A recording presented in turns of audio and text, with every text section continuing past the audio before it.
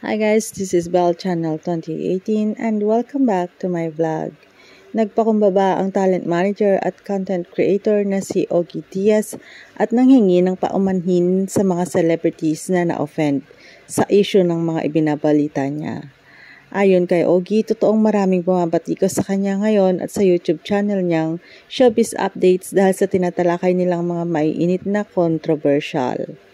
Ang ibang araw na fans at netizens ay below the belt ang mga tirada, lalo na kapag nakakanti nila ang mga celebrities at ina-idol na sinusuportahan nila.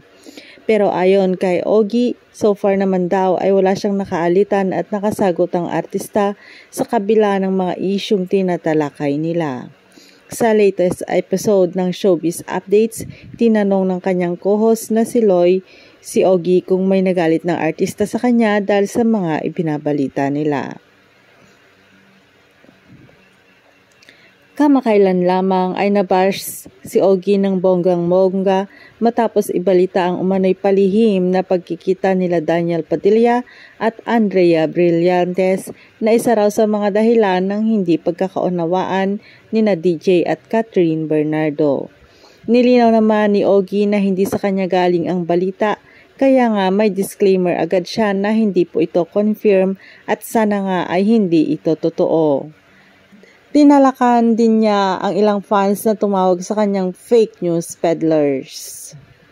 Kasunod nito, nagsalita nga ulit si Ogie sa Showbiz Updates at humingi ng paumanhin sa lahat ng mga celebrities na na-hurt sa mga balita nila.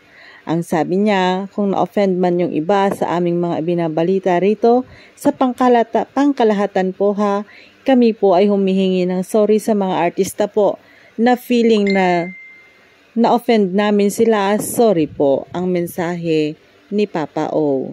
Nauna rito nag-post din ng talent manager sa Facebook tungkol sa mga natatanggap niyang mensahe mula sa mga bashers.